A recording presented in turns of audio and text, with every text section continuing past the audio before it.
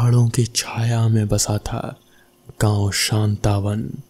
नाम के उल्टा गांव में पिछले कुछ हफ्तों से दहशत का साया था। अचानक से गांव वाले लापता होने लगे। सबसे भयानक बात यह थी कि लापता होने से पहले हर किसी को एक खौफनाक सपना आता था। एक घने जंगल और उसके बीचों बीच चलता हुआ रहस्यमयी दीपक। अफवाहों का बाजार गर्म था। कुछ का कहना था कि जंगल में कोई भूत रहता है, कुछ मानते थे कि यह किसी की साजिश है। इसी उलझन में गांव में दाखिल हुए विनय और मरिया, दो युवा आर्कियोलॉजिस्ट। उन्हें पता था कि शांतावन के जंगल में एक प्राचीन मंदिर के अवशेष हैं। उसी मंदिर की खोज में वो लोग निकल पड़े। जंगल घना था, पेड़ों की काली छाएं हर तरफ फैली थी। जैसे जैसे वो मंदिर के करीब जाते हैं, सपने जैसा ही माहौल बनता गया। अचानक मरिया चीखी।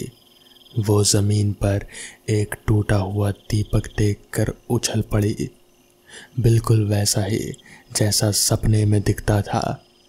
पता नहीं कैसे शाम ढल चुकी थी। घबराहट के मारे वो एक पेड़ के नीचे शरण लेने लगे। तभी अंधेरे से एक भयानक हंसी गूंजी। वो हंसी दूर ना हुई बल्कि उनके चारों तरफ गूंजने लगी। अचानक आग का एक गोला उनके सामने प्रकट हुआ। उसके अंदर एक धुंधली सी आकृति नजर दे रही थी। डर के मारे विनय बेहोश हो गया। जब उन्हें होश आया तो मरिया गायब थे। सिर्फ जमीन पर खून का एक धब्बा था। गुस्से और डर से भरकर विनय जंगल में मरिया को ढूंढने निकल पड़ा। घंटों चलने के बाद वो प्राचीन मंदिर के पास पहुंचे। मंदिर जर्जर था, लेकिन उसकी दीवारों पर चित्र बने हुए थे। उन चित्रों में वही रहस्यमय दीपक बना हुआ था और उसके नीचे अजीब सी भाषा में कुछ लिखा था। विनय को संस्कृत की अच्छी जानकारी थी। उन्होंने लिखे हुए को पढ़ा। अनंत ज्योति, अनादि शक्ति, बलि मांगे रक्तपात। अब उन्हें सब समझ आ गया कि ये कोई भूत नहीं बल्कि कोई कल्ट था जो जंगल में छिपकर इस मंदिर में रहस्यमय अनुष्ठान करता था। उन्होंने मरिया को बचाने के लिए मंदिर के अंदर जाने का फैसला किया। अंदर का नज़ारा खौफनाक था। दीवारों पर खून के छींटे थे और बीचों बीच में एक वेदी बनी हुई थी जिस पर मरिया बेहोश पड़ी थी। तभी अंधेरे से आकृतियां निकली। उनके हाथों में खंजर थे। विनय समझ गए थे कि अब लड़ाई का एक ही रास्ता है। विनय ने पुरानी मंदिर की टूटी मूर्ति को उठाकर उन कल्ट आकृतियों की तरफ फेंका। वो बचने के लिए किनारे हुए, जिससे विनय को मरिया के पास पहुंचने का मौका मिल गया। उन्होंने उसे उठाया और मंदिर के पीछे के गुप्त दरवाजे की तरफ भागे जो चित्रों में छुपा हुआ था। दौड़ते हुए विनय ने मरिया को बताया कि ये कोई भूत नहीं बल्कि एक खतरनाक कल्ट है जो यहाँ रहस्यमय अनुष्ठान करता है। वेदी पर खून के छींटे और उनका इतिहास बताता है कि ये लोग बलि देते हैं। गुप्त दरवाजे से वो एक सुरंग में घुसे। सुरंग घुटन देने वाली थी और ना जाने कहाँ तक जाते थे। मशाल की रोशनी मंदिर के बाहर निकलते ही बुझ गई। अंधेरे में टटोलते हुए वो आगे बढ़ते रहे। कुछ देर बाद सुरंग एक कब्रिस्तान में खुल गई। हर तरफ कब्रें थे और उन पर अजीब निशान बने हुए थे। सन्नाटे को चीरते हुए एक भेड़िए की आवाज़ सुनाई दी। अचानक पीछे से किसी ने विनय को पकड़ लिया। वो चीखा और घूमा। सामने वही खंजर लिए हुए कल्ट वाले लोग खड़े थे। आगे भी आकृतियां दिखाई दे रहे थे। विनय और मरिया फंस चुके थे, मगर हार मानने को तैयार नहीं थे। उन्होंने मरिया को अपने पीछे छिपा लिया और फिर पास पड़ी एक टूटी हुई खोपड़ी उठा ली। उसी वक्त उन्होंने संस्कृत के उस श्लोक को याद किया जो मंदिर की उस दीवार पर पड़ा था। अनंत ज्योति अनादि शक्ति, बलि मांगे रक्तपात। एक शातिर दिमाग से विनय ने खोपड़ी को हवा में उछाल दिया और चिल्लाया, ये लो तुम्हारी बलि। कल्ट वाले लोग एक पल के लिए चौंक गए। उसी मौके का फायदा उठाकर विनय और मरिया कब्रिस्तान के उस पार भाग निकले। वो दौड़ते रहे, न जाने कितनी देर। उनके पीछे कल्ट के चिल्लाने की आवाज़ धीरे धीरे कम होती जा रहे थे। आखिरकार हाँफते हुए वो एक पहाड़ी की चोटी पर पहुँचे। वहाँ से गांव की रोशनी दूर जगमगा रही थी। गांव पहुंचकर उन्होंने पूरी घटना की जानकारी गांव वालों और पुलिस को दी। पुलिस ने जंगल में छापा मारा, लेकिन उन्हें वहाँ कोई भी नहीं मिला। मंदिर वहीं मौजूद था। वहाँ पर खून के कई सारे धब्बे थे। पुलिस को उन खून से कई सारे लोगों का डीएनए मिला, करीब 11 से 12 लोगों का। कुछ समय बाद विनय और मरिया को पता चला कि जंगल में कभी एक तांत्रिकों का समूह रहा करता था। उन्हें गांव वालों द्वारा भगा दिया गया था, लेकिन क्या वाकई वो चले गए थे या वो अब भी कहीं छिप कर रह रहे थे? ये सवाल विनय और मरिया के जहन में कहीं न कहीं बना हुआ था। पुलिस की जांच जारी रही, लेकिन पंत का रहस्य अनसुलझा ही रह गया। शांतावन गांव में कभी कभी अभी भी रात में अजीब सी आहटें सुनाई देती है, जो ग्रामीणों को उस खौफनाक रात की याद दिला देती है। तो दोस्तों, ये थी आज की पहली कहानी। तो चलिए बढ़ते हैं आज की दूसरी कहानी की ओर। ये बात आज से करीब 25 साल पुरानी है, जब छोटे छोटे गांव में साधारण लोगों के पास कोई वाहन नहीं हुआ करते थे। उनको अगर पास के गांव या फिर शहर जाना होता था तो फिर वो बस से जाते थे या फिर चल कर जाते थे। 25 साल का वामन भी एक ऐसे ही छोटे गांव में रहता था। वो एक साधारण परिवार में था, जहां खेत में दिन भर काम करने पर बस 2 वक्त की रोटी ही नसीब होती थी और कोई भूखा नहीं सोता था। वामन घर का बड़ा बेटा था, तो पूरे घर की जिम्मेदारी अब उस पर ही थी। उसके पिताजी चाहते थे कि वामन अपनी बंजर पड़ी खेती में अच्छे से खेती करके, जिससे साल भर के घर का खाने का इंतज़ाम हो जाए। लेकिन वामन की सोच कुछ अलग ही थी। वो इन सब खेती बाड़ी में फंस कर नहीं रहना चाहता था, उसे आगे बढ़ना था।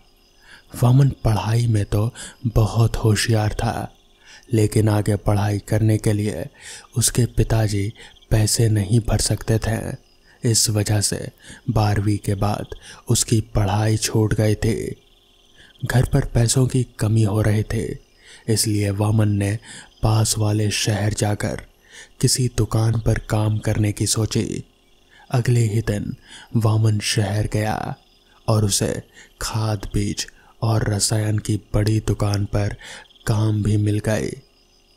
उसने उसके अगले ही दिन काम पर जाना शुरू किया। कुछ महीने तक तो सब कुछ अच्छा चलता रहा।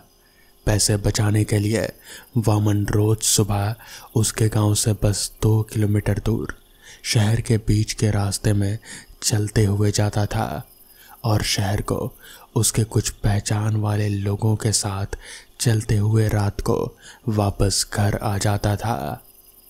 अब घर में थोड़ा बहुत पैसा भी आने लगा था, लेकिन वो कहते हैं ना, इंसान को उसका लालच कभी कभी उस पर भारी पड़ जाता है। कुछ ऐसा ही हुआ वामन के साथ। बारिश का मौसम शुरू हो गया था, जिसकी वजह से खाद की दुकान पर रोज भीड़ बहुत बढ़ने लगी थी और दुकान में दिन का हिसाब किताब और माल चेक करने का काम बाकी रह जाता था। दुकान मालिक ने रात को 12 बजे तक जो काम करेगा उसे दुगनी तनख्वाह दूंगा ऐसा ऐलान किया, तो वामन तुरंत ही मान गया उस काम के लिए। वामन अब एक उलझन में फंस गया था। भले ही उसने काम करने के लिए हाँ कर दिया था, लेकिन फिर रात को तो उसे अकेले ही जंगल के रास्ते से चलकर घर जाना पड़ेगा। और उसमें उसने लोगों से ऐसी बहुत कहानियां सुनी थी कि उस रास्ते में बहुत लोगों ने कुछ अजीब देखा है। लेकिन अब उसने मालिक से काम करने के लिए हाँ कर दिया था और अब ऐन मौके पर वो उन्हें मना नहीं कर सकता। उसकी नौकरी भी तो जा सकती है। वामन को कुछ समझ नहीं आ रहा था कि वो क्या करे। वो बस दुकान में कुर्सी पर बैठे सोच रहा था। फिर उसने तय कर लिया कि कुछ भी हो जाए वो रात को यहाँ का काम ख़त्म करके ही घर जाएगा। उसने अपने गांव के आदमी के पास वो आज देर से आएगा ये अपने घर पर बताने के लिए कह दिया और काम पर जुट गया। वैसे भी जंगल आधा कटा हुआ था और अब उसमें कोई जंगली जानवर भी नहीं बचे थे। ये सब इंसान ही की करने थे। फिर भी लोग उस जंगल में जाने से रात को पता नहीं क्यों डरते हैं। लेकिन वामन वहां से जाने की हिम्मत करने वाला था। वामन मन लगाकर अपना काम करता रहा और आखिरकार रात के 12 बजे तक उसका काम भी खत्म हो गया और वो अपनी टिफिन बैग हाथ में लेकर वहां से अपने घर के लिए निकल पड़ा। शहर से बाहर निकलते ही जंगल का रास्ता शुरू हो रहा था। आज जंगल की तरफ देखकर लग रहा था मानो वो कब से वामन को निकलने को तैयार ही बैठा था, बस उसका ही इंतजार कर रहा था। आज अमावस की रात थी। चारों तरफ घना अंधेरा छाया हुआ था। लगातार कभी ना रुकने वाली रात कीड़ों की आवाज़ें जंगल के चारों ओर से आ रहे थे। बीच बीच में किसी कुत्ते के रोने की आवाज़ आ रहे थे, कभी पेड़ के पत्तियों की आवाज़। जंगल के इस सन्नाटे को देखकर लग रहा था ये कोई तूफान के आने के पहले की शांति है। जंगल की ये रात कीड़ों की आवाज़ें वामन को अब बेचैन कर रहे थे। वामन भगवान का नाम लेकर जल्दी जल्दी चलता रहा और मन ही मन में उसने तय कर लिया कि वो कैसे भी करके आज बस घर पहुंच जाए। फिर कभी भी वो ऐसी रात वाली ड्यूटी कभी नहीं करेगा। खैर, वामन भगवान का नाम लेकर चलते ही जा रहा था। वो अब जंगल के बीचों बीच जहाँ पर एक बहुत बड़ा बरगद का पेड़ था वहाँ तक आ गया था। लेकिन अचानक ही साफ मौसम ने अपना रुख बदल दिया और आसमान में घने काले बादल छाने लगे। आसमान लाल नजर आने लगा।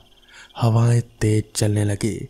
कुत्तों के रोने की आवाज़ और तेज हो गई, मानो ये बताना चाह रही हो कि वामन अब फंस चुका है।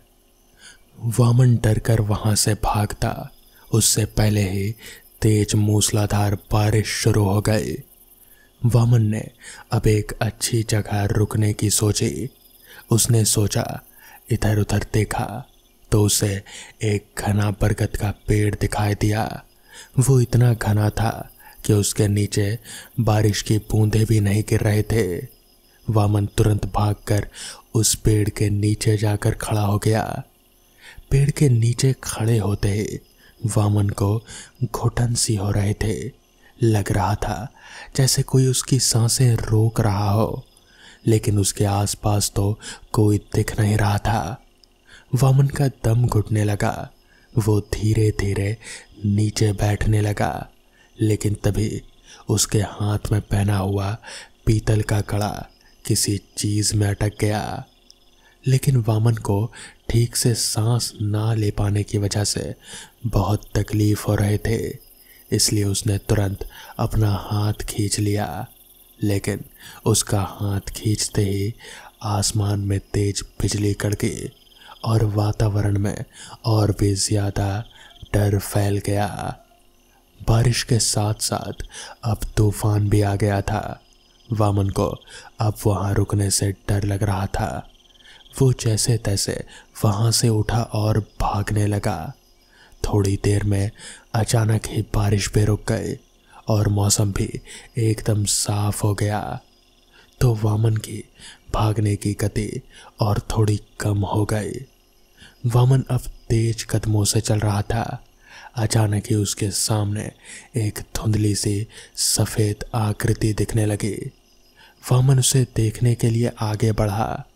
वो धीरे धीरे आगे बढ़ा तो एक आदमी उसे वहीं पर खड़ा दिखा। इतनी रात को यहाँ पर एक इंसान की मौजूदगी देखकर वामन की खुशी का ठिकाना न रहा और वो भागकर उसके पास गया। कौन हो आप और इतनी रात का यहाँ पर क्या कर रहे हैं? वामन ने उस आदमी के साथ चलते हुए कहा।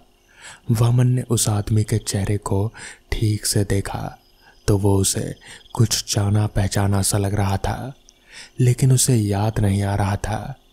काले रंग का सर्द चेहरे वाला आदमी उस काली रात में और भी डरावना लग रहा था।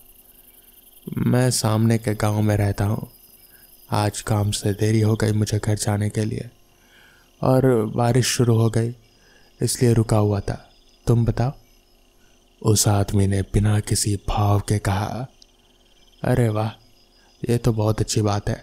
मेरा नाम वामन है और मैं भी सामने वाले गांव में ही रहता हूँ। मैं यही सोच रहा था कि आप कुछ जाने पहचाने से लग रहे हो। शायद मैंने आपको अपने गांव में ही देखा होगा।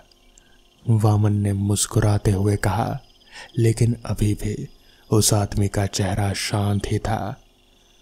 मैं अकेला ही जाता हूँ रोज यहाँ से गांव की तरफ। क्या तुम मेरे दोस्त बनना चाहोगे?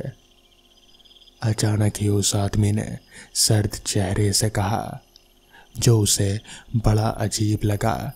लेकिन वामन को भी साथ चाहिए था, इसलिए वो तुरंत मान गया और खुशी से हाथ मिलाने के लिए उसका हाथ अपने हाथ में ले लिया। लेकिन जिस गति से उसने हाथ में लिया था उसी गति से छोड़ भी दिया। तुम्हारे हाथ इतने ठंडे क्यों हैं? ऐसा लग रहा था मानो जैसे उसने बर्फ हाथ में ले लिया हो। वामन ने उसे अजीब नज़रों से देखते हुए पूछा। वो अभी थोड़ी देर पहले बारिश में भीग गया था ना, शायद इस वजह से हुआ होगा। उस आदमी ने कहा। अरे हाँ, मैं तो भूल ही गया बारिश के बारे में, वामन ने कहा। वामन को भी वो आदमी बहुत अजीब लग रहा था। अब वामन को बारिश में भीगने से जितनी ठंड नहीं लग रहे थे, उससे कई ज़्यादा ठंड उसे उस आदमी के करीबी से लग रहे थे। इसलिए वो उससे थोड़ा दूर होकर चलने लगा। वैसे तुम्हारा नाम क्या है? वामन ने पूछा। मेरा नाम है मोहन, मोहन काले, मोहन ने सर्द लहजे में जवाब दिया। अच्छा नाम है, मैंने कई बार सुना हुआ सा लग रहा है, लेकिन याद नहीं आ रहा। वामन ने अपने दिमाग पर जोर डालते हुए कहा। तुम मेरे दोस्त बन गए हो, तो क्या तुम मेरी किसी भी चीज़ में मदद करोगे? मोहन ने सामने देखते हुए पूछा। हाँ, सीधी बात है, अब तो दोस्त बन गए, तो दोस्ती में तो फ़र्ज बनता ही है।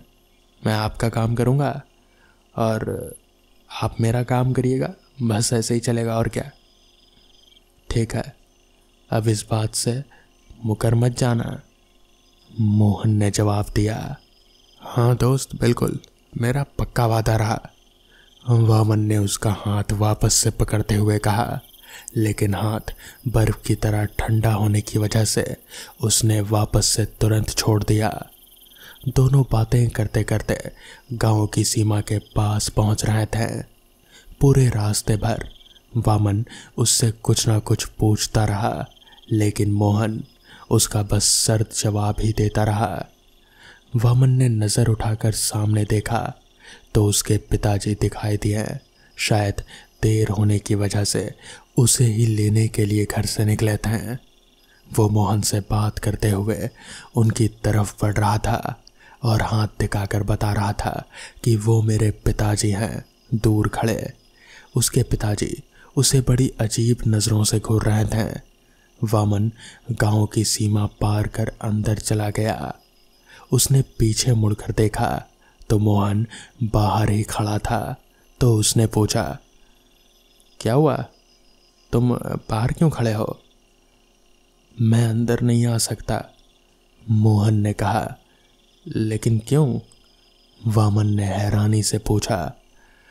अब मुझसे चला नहीं जा रहा, ऐसा लग रहा है जैसे चक्कर आ रहे हैं। क्या तुम मेरा हाथ पकड़कर चलोगे थोड़ी देर? मोहन ने विनती करते हुए कहा। अरे इतनी सी बात, अब दोस्त किस काम के लिए हैं, बस लाओ अपना हाथ लाओ।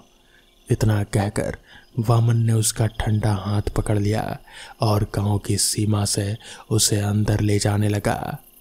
इससे पहले कि वो उसका पहला कदम अंदर लेकर आता, उससे पहले ही वामन के पिताजी ने उसके उस हाथ में, जिसने कि उससे मोहन का हाथ पकड़ा हुआ था, उस हाथ में अपनी लाठी मारी। और जैसे ही मोहन का हाथ वामन के हाथ से अलग हुआ, वामन के पिताजी ने उसे तुरंत ही गांव से अंदर की सीमा की ओर खींच लिया। वामन ने तुरंत ही अपने पिताजी से डांटते हुए कहा, ये क्या कर रहे हैं आप? वो बेचारा बीमार है, उसने मेरा हाथ पकड़ने को कहा था। इस पर वामन के पिताजी ने उसे समझाते हुए कहा, तू पागल हो गया है क्या? तुझे अंदाजा भी है तो भी क्या करने जा रहा था? तू नहीं जानता वो कौन है? वो कोई इंसान नहीं है, वो एक प्रेत है। वो इसी तलाश में है कि गांव का कोई आदमी उसे अपने साथ उसे गांव के अंदर ले आए। तू नहीं जानता मोहन को? वो मोहन जो अब अपने खेत के साथ चलकर मर गया था, तू नहीं जानता उसे? ये सुनकर वामन को सब कुछ याद आ गया। उसे समझ आ गया कि मोहन कौन है। और फिर उसके पैरों तले की ज़मीन जैसे खिसकने सी लगी। उसे बहुत डर लगने लगा और डर के मारे वो वहीं ज़मीन पर बैठ गया। उसका दिमाग दर्द के मारे फटे जा रहा था। उसने गांव की सीमा के बाहर की ओर देखा तो मोहन वहां से गायब था, जिसके बाद उसके पिताजी उसे वहां से घर ले आए और फिर उसे बताया, तू जो करने जा रहा था उससे गांव का सर्वनाश हो जाता। तू नहीं जानता कि वो आत्मा कितनी ही शक्तिशाली है और वो कितनी बुरी आत्मा है, तुझे कोई अंदाजा भी नहीं है। वो तो अच्छा हुआ कि मैंने देख लिया, वरना पता नहीं क्या होता। उस दिन के बाद से वामन ने वो शहर की दुकान का काम छोड़ दिया और खेती बाड़ी में जुट गया।